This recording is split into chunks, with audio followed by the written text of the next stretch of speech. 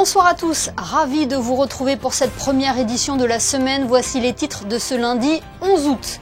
Victor Langelotti dans l'histoire du sport monégasque. Le coureur d'Ineos Grenadier est devenu ce week-end le premier cycliste de la Principauté à remporter une étape du World Tour. C'était samedi sur le Tour de Pologne. Il partagera son ressenti sur notre antenne dans quelques instants. Puis nous prendrons un peu de hauteur à bord d'un planeur pour un moment suspendu plein de légèreté, une activité proposée dans le cadre du passeport culture aux jeunes de la Principauté. Avec des températures records, la canicule s'installe sur toute la France. Monaco est en vigilance orange. Comment supporter cette vague de chaleur et comment bien adapter son alimentation ? Le docteur Alexandra Dalu nous aiguillera à ce sujet.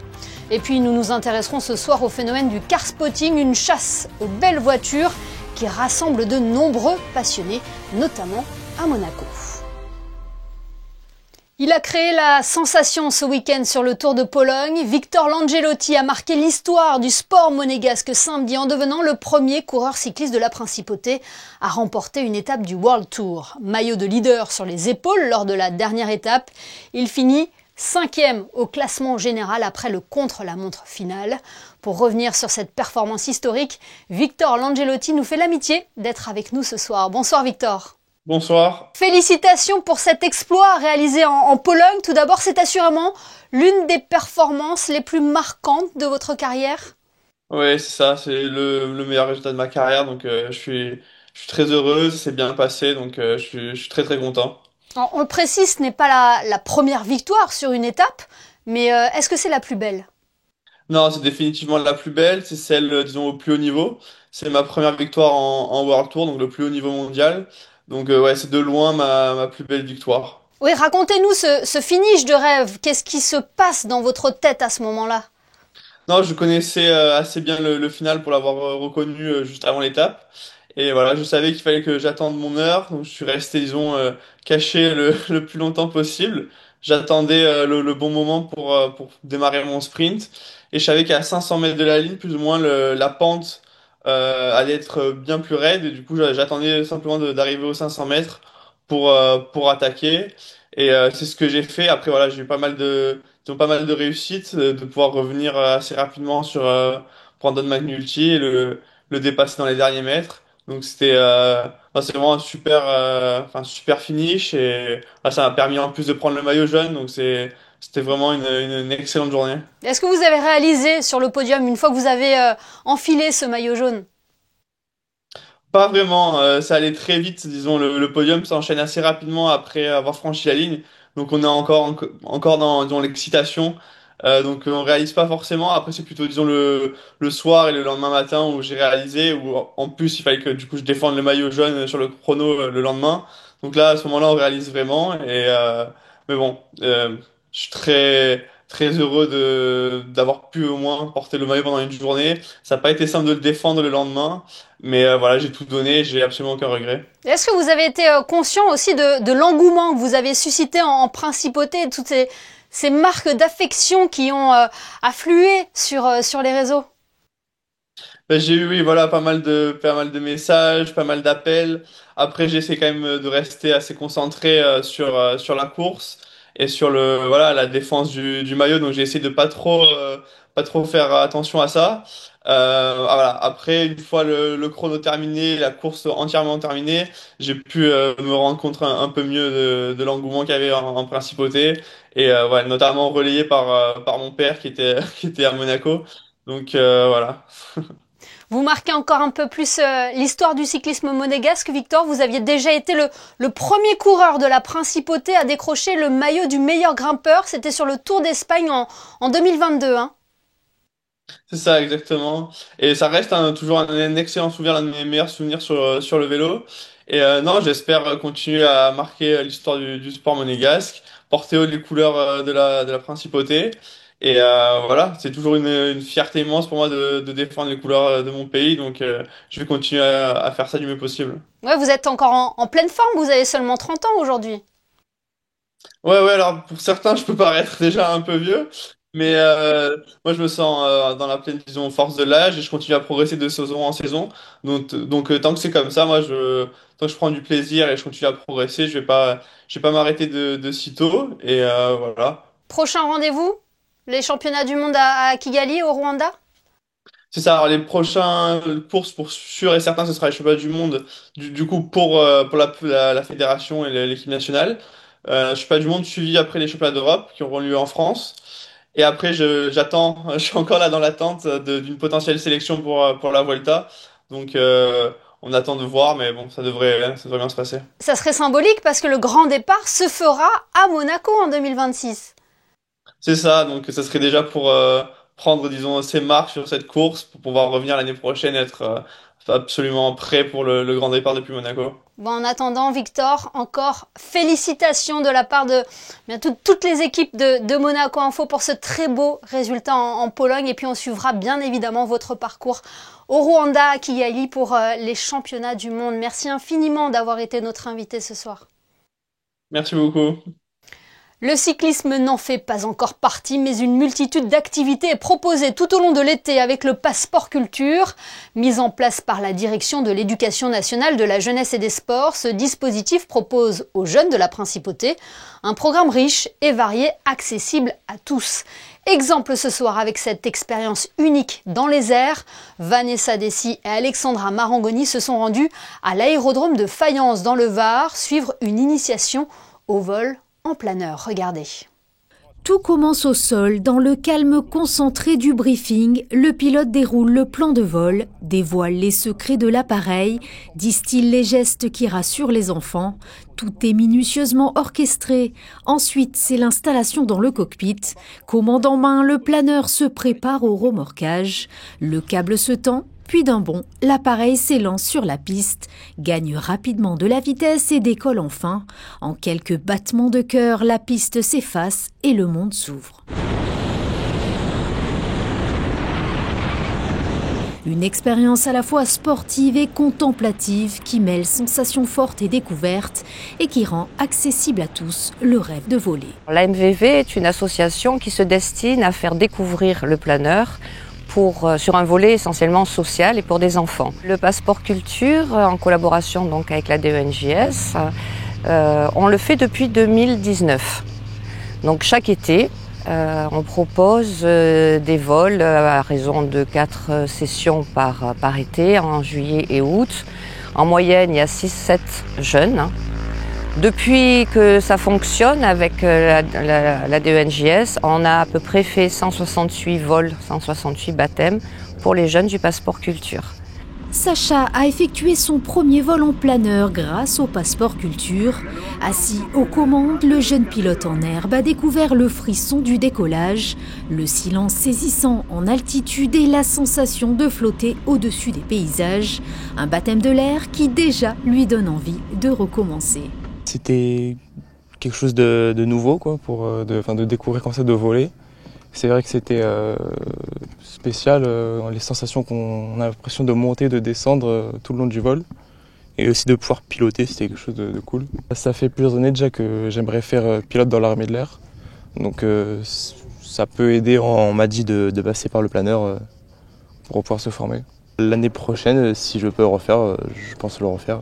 Une expérience qui prouve que le passeport culture ne se limite pas au terrain et aux salles. Il ouvre aussi les portes du ciel, offrant à chacun la possibilité de vivre le frisson d'un premier vol. Retour sur Terre où 12 départements étaient placés en vigilance rouge canicule aujourd'hui en France. Le thermomètre a dépassé les 40 degrés dans certaines villes, atteignant parfois des records. Monaco est également touché par cette vague de chaleur. Nous en parlerons dans nos prévisions météo en fin de journal. Mais comment faire face à cette canicule? Comment aussi bien adapter son alimentation quand l'appétit est moins grandissant? Ce soir, nous recevons Alexandra Dalu, médecin nutritionniste. Bonsoir. Bonsoir, Monaco Info. Merci d'être notre invité ce soir. Vous allez être d'une grande aide pour ceux qui ont du mal à s'alimenter en cette période de forte chaleur. Comment justement la chaleur affecte notre corps? Alors, vous avez une glande dans votre cerveau qui s'appelle l'hypothalamus, qui est le centre de la régulation de la température. Donc, quand elle fonctionne bien, et généralement quand vous êtes en bonne santé générale, elle fonctionne bien. Et il y a tout un processus métabolique qui fait que la régulation de la température corporelle va se faire en fonction de votre environnement, très naturellement, sans y réfléchir. Donc c'est pour ça que vous allez avoir une régulation de la soif, par exemple. Donc, c'est pour ça qu'on dit que le meilleur moyen de réguler finalement cette température, en plus de l'aide naturelle que vous avez via cette glande, c'est de boire de l'eau.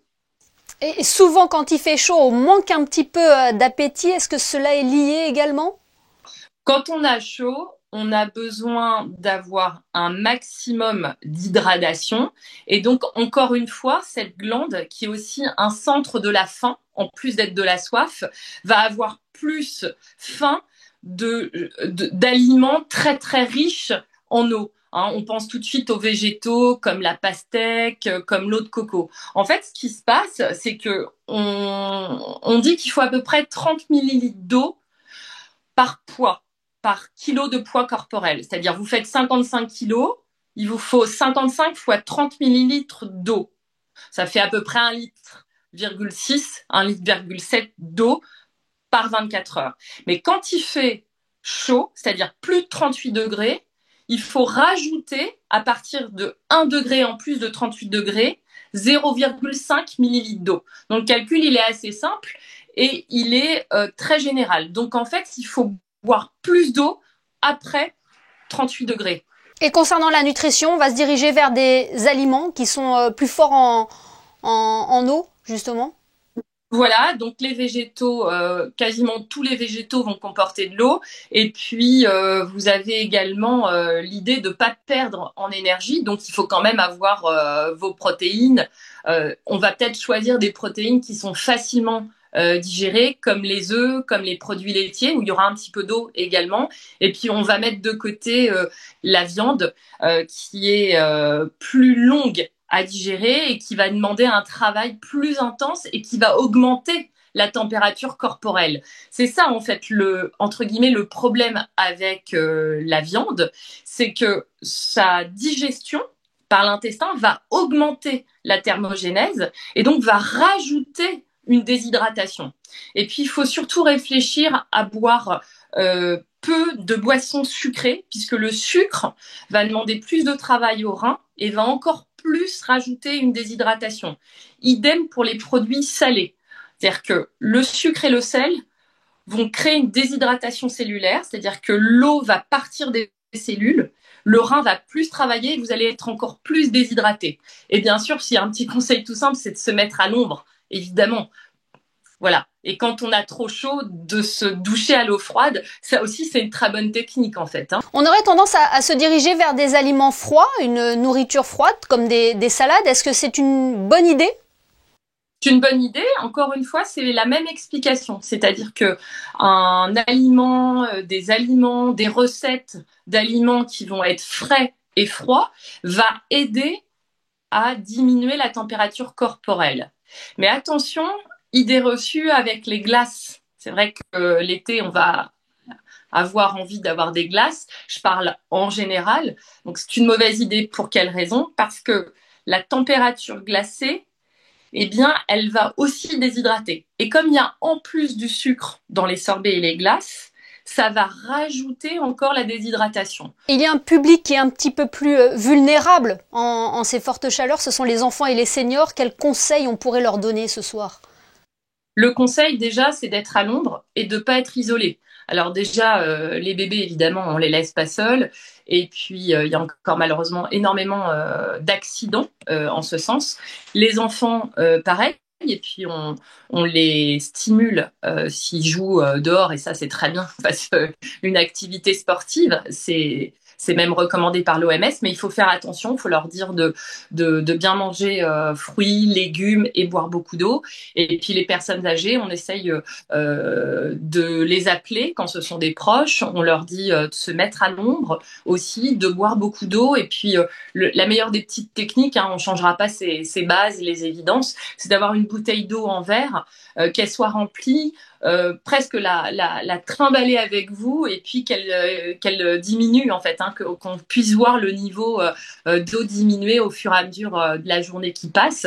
Et puis surtout, c'est presque social là, c'est lutter contre l'isolement. Et on l'aura retenu.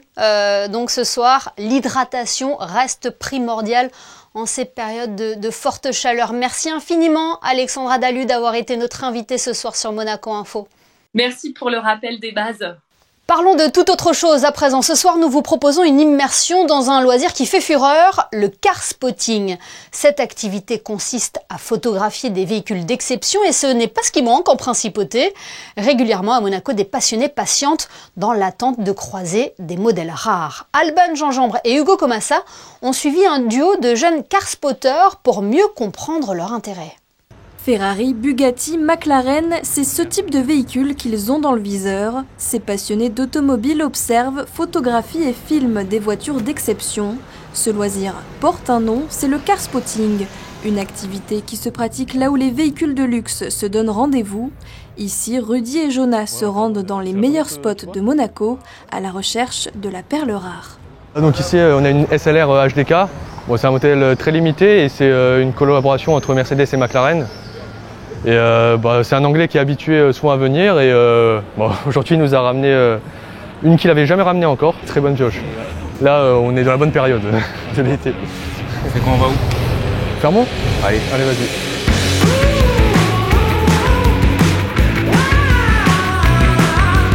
Ce qui me plaît c'est tous les détails sur une voiture, donc ça peut être la motorisation, surtout aussi l'aérodynamisme, comment marchent les flux d'air, le freinage. La motorisation bien sûr, le bruit. Puis des fois on peut voir des voitures préparées par des préparateurs comme Novitec, Mansouri ou différentes voitures. Et là on a surtout un énorme line-up avec beaucoup de Ferrari, Lamborghini et une Koenigsegg Jesko qui est très rare. Et puis c'est très coloré. À Monaco on retrouve plein de variétés de voitures différentes, de différents pays aussi, donc c'est vraiment très bien. Monaco, capitale du car spotting. La principauté regorge d'endroits pour observer ces voitures de rêve. Le car spotting, c'est aussi une véritable communauté avec un code de bonne conduite pour permettre à chacun de profiter. Se respecter entre nous déjà, pas aller passer devant les autres quand quelqu'un filme, trouver sa place. Tout le monde essaie de filmer au même endroit, mais c'est mieux, je pense, de s'éloigner un petit peu pour avoir des angles de vue différents. Bilan du jour, le duo de car spotters a réussi à voir des véhicules rares. Il ne leur reste plus qu'à partager leurs clichés sur les réseaux sociaux pour prolonger le plaisir. Et sachez que ce phénomène du car spotting fera l'objet d'un après-JT à la rentrée sur Monaco Info. Pendant que certains profitent de la plage, d'autres ont fait le choix de monter sur scène pour leurs vacances d'été.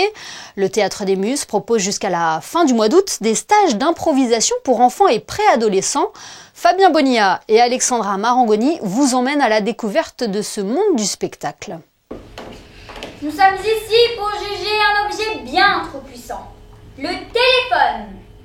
Téléphone, vous êtes accusé de vol de temps, de vol d'attention, de vol de concentration et de baisse des résultats scolaires. Que plaidez-vous? Je plaide non coupable, évidemment. Je suis innocent. Je suis utile. Je suis indispensable. Le Théâtre des Muses propose des stages dans une ambiance festive tout au long du mois d'août, le matin pour les 6 à 8 ans et l'après-midi pour les 9 à 15 ans. Le coût, 125 € pour la semaine. Une initiation pour ceux qui n'en ont jamais fait et la poursuite de l'apprentissage pour les autres. Le lundi, on fait connaissance, je regarde un petit peu pas leur potentiel, mais en tout cas leurs habiletés. Je leur fais travailler les bases, c'est-à-dire les émotions, la réactivité, la parole, le corps, le langage corporel évidemment, le paraverbal. On travaille un petit peu tout ça, on s'amuse beaucoup. Il y a beaucoup de jeux qui sont très fun pour créer de la cohésion. Parce que hyper rapidement, on doit être bien soudés. C'est vraiment une aventure collective. On discute de ce qu'ils ont envie de faire. Ils me donnent un thème. Moi, souvent, je vais écrire, je vais faire des impros avec eux et je prends des notes. Et bim, le mardi, j'arrive avec des textes qui là sont écrits, du coup, mais par rapport à ce qu'on a pu faire lundi. Et dès le mardi, on commence un petit peu à répéter. Bon, là, le mardi, ils ont les papiers. Le mercredi, ils commencent à connaître un peu. Le jeudi, ils connaissent mieux. Le vendredi, on fait 2-3 filages. Et hop, c'est le spectacle. Ces stages de théâtre sont l'occasion d'apprendre à jouer la comédie, mais surtout d'apprendre à jouer ensemble. Je n'ai pas l'occasion d'en faire au cours de l'année. Du coup, j'en profite durant les vacances pour faire ce que j'aime, du coup, du théâtre dans des stages. J'adore le théâtre et je veux devenir une actrice de cinéma. J'ai voulu faire ce stage parce que déjà, c'est beaucoup mieux que faire du théâtre à l'école. Et on apprend plus de choses, etc. On peut découvrir de nouvelles personnes et à la fin, on fait une pièce du coup pour représenter tout ce qu'on a fait au long de la semaine. Je jure solennellement de ne plus jamais accepter un parent en ami. Même pas ma mamie. Ta mamie, elle est sur TikTok? Ouais, elle fait des danses avec son chat.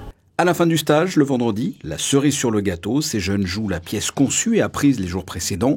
Il s'agit cette semaine de faire le procès du téléphone, une sorte de pamphlet sur les réseaux sociaux. Chaque stage est complètement différent, ce qui permet de participer à plusieurs sessions sans jamais retomber sur les mêmes scénarios. Les 2 dernières semaines proposées sont du 18 au 22 août et du 25 au 29 août.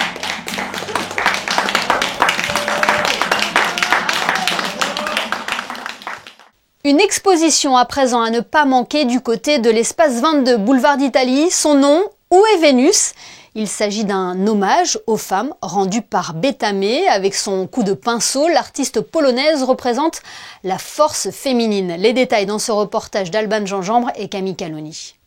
Des corps nus, des femmes fières et des athlètes fortes. C'est de cette façon que Bétamé représente la force féminine. Où est Vénus ? C'est une exposition qui montre avec sincérité la beauté des femmes et qui prône leur indépendance. Women, they are so determination in them life, and it's nice to see that I'm another one. I think that sport is the good connection with other people to see how you can be strong in your life. That's why I prefer painting the swimmers. It doesn't matter if you are slim or you are beautiful inside of you. We have to support each other. I mean, about women's, it's a good way to take good connection between us. I would like to show them that life, it couldn't be so difficult if we will help someone. Sur chacun des tableaux, un symbole distinctif, l'empreinte signature de Bétamé. Sometimes you have to choose which way you would like to go. And that's why the line is not the same. Cette exposition agit comme un véritable hommage envers la femme. Où est Vénus est visible à l'espace 22 pendant 2 semaines jusqu'au 22 août. Ainsi s'achève cette édition. Merci de l'avoir suivi. Dans quelques instants, les prévisions météo de Chrisinda Petit-Thomel et la canicule qui s'installe sur la Côte d'Azur. C'est tout l'objet de nos photos de fin de JT ce soir signées par les photographes de la direction de la communication. Passez un très bon début de semaine et à demain, 19h, pour un nouveau JT sur Monaco Info.